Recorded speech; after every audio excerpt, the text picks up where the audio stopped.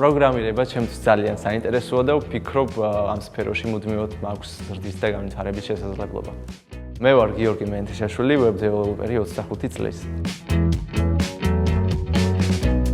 თავდაპირველად სწავლობდი ბიზნეს ადმინისტრირებაზე, მეოთხე კურსზე, როდესაც გავიარე ერთი საგანი, კერძოდ მონაცემების დამუშავების ტექნიკა. Python-ში ვისწავლე მონაცემების დამუშავება Pandas framework-ის გამოყენებით და სწორედ აქედან დამაინტერესა პროგრამირებამ და უნივერსიტეტის დასრულების შემდგომ გადავწყვიტე, რომ დამიწყო სწავლა. თავდაპირველად ჩემი ვიძიებდი სხვადასხვა ინფორმაციებს, სხვადასხვა კურსებს გავდიოდი, თუმცა შემდეგ უკვე მივედი იმ გადაწყვეტილებამდე, რომ უნდა გამიარე რაღაც კურსი. გარკვეული ძებნის შემდგომ ვიპოვე Skillwheel და გადავწყვიტე გამიარა front-end development-ის React-ის კურსი. თავდაპირველად ჩემთვის ძალიან რთული აღმოჩნდა ეს პროფესია, რადგანაც მუდმივად მიწევდა გარკვეული შეცდომების დაშვება, შეცდომების გაანალიზება, შემდეგ გასწორება და სწორედ ყველაზე საინტერესო ალბათ რაც ამ კურსის გავლით და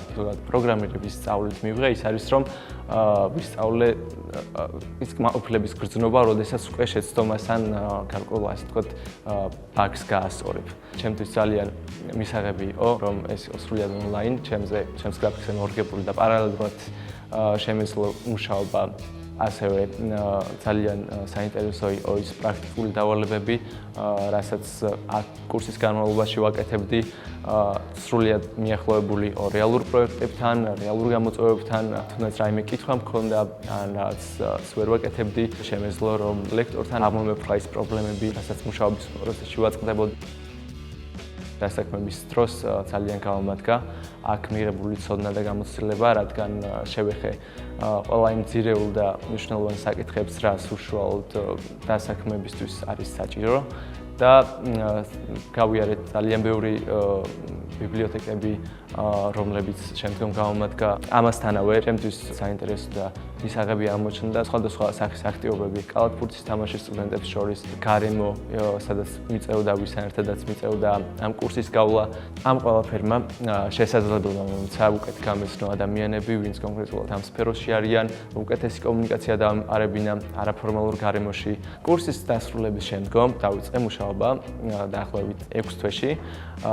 ეს იყო კომპანია Nova Technology Solutions-ი, სადაც მუშაობდი თავდაპირველად სტაჟიორი 6 თვის განმავლობაში. პროექტის მიმართულებით ვაწყობდი სხვადასხვა landing page-ებს, დიზაინებს, რეალურ პროექტებზე გამოწვევებთან გამკლავების უნარი გამოვიმუშავე. ასევე სტრესულ გარემოში მუშაობის უნარი გამოვიმუშავე.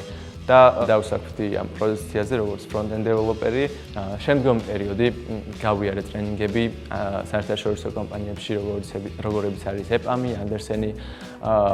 მათი მიდგომა იყო Agile-ი, რომელიც ძალიან მაინტერესებდა. გავიგე სამუშაო სპეციფიკა, რეალურ პროექტებთან სამუშაო გამოცდილება და სწორედ ამ ტრენინგების გავლის შემდეგ ამჟამად მუშაობ ერთ-ერთ პროექტზე, Silk Road Logistics პროექტზე, რომელიც არის Delivery website-ი.